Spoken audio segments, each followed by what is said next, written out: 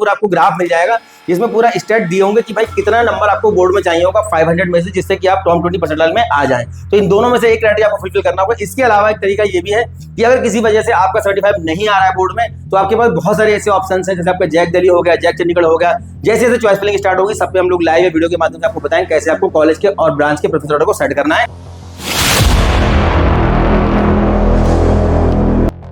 बच्चों, जोसा काउंसलिंग आपकी कब स्टार्ट होगी, एलिजिबिलिटी क्राइटेरिया क्या रहता है जोसा काउंसलिंग पासपोर्ट करने का, इसमें कौन कौन से कॉलेज पासपोर्ट करते हैं। जोसा काउंसलिंग में IIT, NIT, triple IT, GFI passport करते हैं। टोटल 128 कॉलेज है, जिसमें आपके 23 आईआईटी हैं, 32 एनआईटी, 26 ट्रिपल आईटी और आपके 47 जीएफआई हैं। अब इसमें पासपोर्ट करने के लिए बहुत सारे बच्चों के दिमाग में बहुत सारे कंफ्यूजन, बच्चों के दिमाग में बहुत सारे रूमर्स मार्केट में इसमें है कि जोसा काउंसलिंग में पासपोर्ट करने के लिए 75% होना जरूरी है बोर्ड में। तो देखिए, जोसा काउंसलिंग जो आपकी होती है, ये होती है नेशनलाइज काउंसलिंग और ये कंडक्ट होती है एडवांस के एग्जाम के बाद, एडवांस का रिजल्ट के बाद। एडवांस का रिजल्ट कब आ रहा है? एडवांस का जो बच्चों रिजल्ट है ये आपका आ जाएगा इस बार 1 जून को। पिछले साल ये काउंसलिंग स्टार्ट हुई थी 3 जून को, 2 तारीख को आया था रिजल्ट आपका, 2 जून को पिछले साल।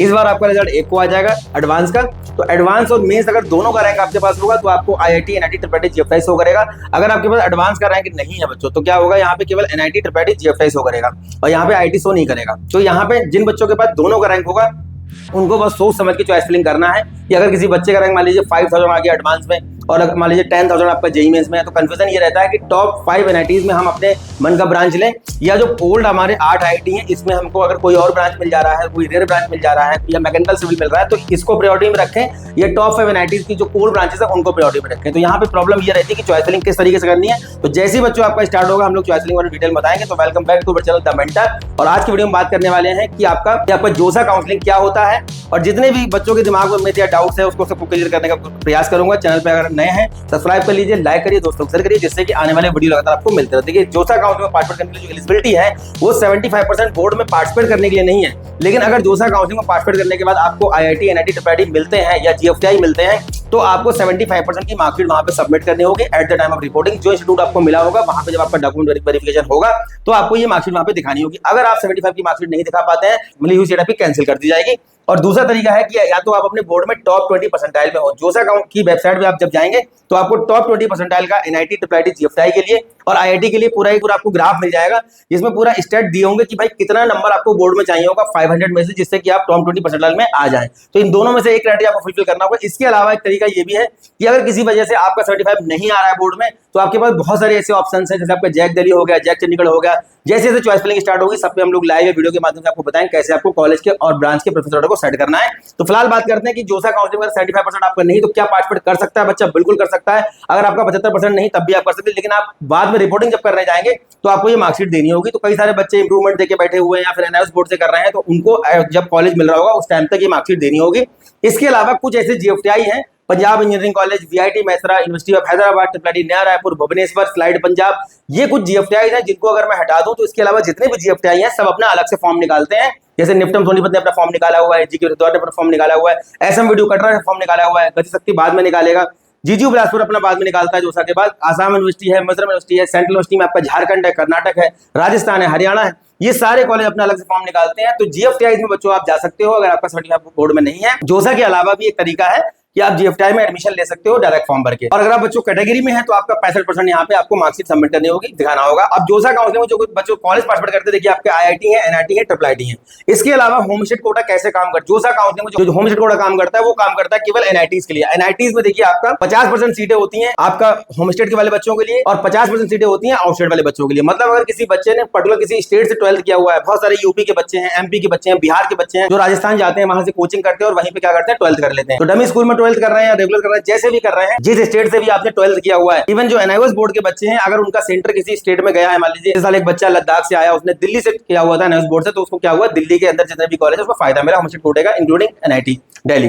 तो यहाँ पे आपने जिस स्टेट से 12th किया हुआ, राजस्थान से किया है तो एनआईटी जयपुर, तमिलनाडु से किया है तो एनआईटी तिरुचिरापल्ली, पंजाब से किया है तो एनआईटी जालंधर, अगर हरियाणा से किया है तो एनआईटी कुरुक्षेत्र, अगर आपने मान लीजिए वेस्ट बंगाल से किया है तो एनआईटी दुर्गापुर, जिस भी स्टेट से आपने 12th किया होगा, 12वीं पास की होगी, वहां के एनआईटी में आपको 50% कोटे में काउंट किया जाएगा। इसके अलावा जितने भी आपके ट्रिपल आईटी हैं, आईआईटी हैं, ऑल इंडिया कोटे में वर्क करते हैं और कुछ आपके जीएफटीआई है जिसमें आपका वीआईटी मैसरा है, पंजाब इंजीनियरिंग कॉलेज है, ये कुछ जीएफटीआई जहां पे आपको होम स्टेट कोटे का फायदा मिलेगा। जो स्टेट गवर्नमेंट की काउंसलिंग होती है वहां पे 85% 15% रहता है। तो जब स्टेट की बात करेंगे तो बताएंगे डिटेल में कैसे स्टेट में आपका होम स्टेट कोटा वर्क करता है।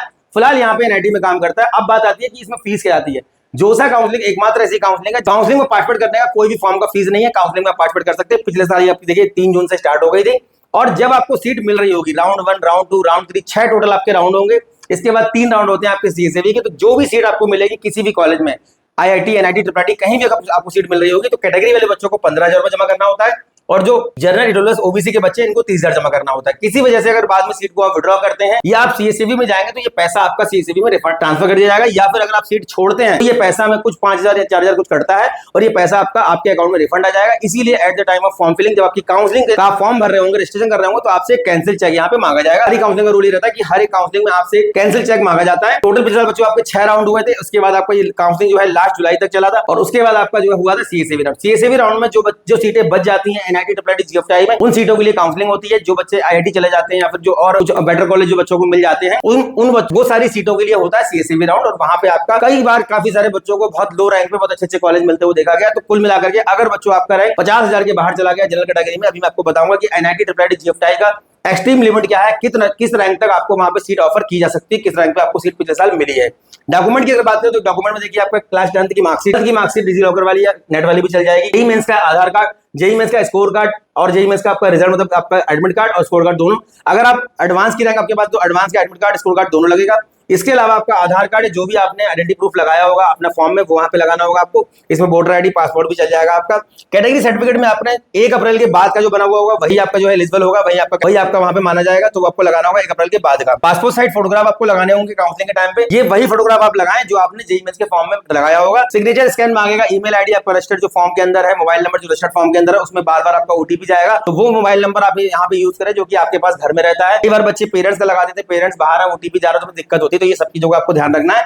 इसके अलावा जो डॉक्यूमेंट्स आपके माइग्रेशन, ट्रांसफर, कैरेक्टर, गैप वगैरह जो भी है, या मेडिकल सर्टिफिकेट वगैरह जो भी रहता है, ये सारे डॉक्यूमेंट्स आपको देने होंगे जब आपको कॉलेज मिल जाएगा। और जब आप वहां पे जाएंगे रिपोर्टिंग करने के लिए, तब आपको ये सारा फाइल में लगा करके लेके जाना होगा, इन सारे डॉक्यूमेंट के साथ में, जो कि आप रजिस्ट्रेशन के टाइम पे दे रहे होते हैं। अब यहाँ पे देखते हैं लास्ट ईयर में किस किस रैंक पे एनआईटी ट्रिपल बच्चों को मिले होंगे। तो देखिए अगर हम लोग मिनिमम रैंक की बात करें तो जनरल कैंडिडेट को, और मैं अदर स्टेट कोटे की बात कर रहा हूँ, होम स्टेट की बात नहीं कर रहा हूँ, यहाँ पे एनआईटी मिला हुआ है 1,27,000 तक। इसके बाद देखिए ईडब्ल्यूएस को मिला 1,90,000 तक, ओबीसी को मिला 1,49,000 तक। अब ये एनआईटी में जैसे आपका अगरतला हो गया या मिजोरम, मेघालय, मणिपुर, सिक्किम, जो आपके नागालैंड वगैरह है, यहाँ पे आपका मटेरियल साइंस या केमिकल या बायोकेमिकल इस टाइप की ब्रांचेस, बायोटेक जैसी ब्रांचेस जो है, या कोई 5 ईयर कोर्स मिल जाता है। इस रैंक पे आपको मन का ब्रांच नहीं मिलेगा, लेकिन ये है कि एनआईटी में एंट्री लेने के लिए आपको ये रैंक अगर आपका है तो मिल जाएगा।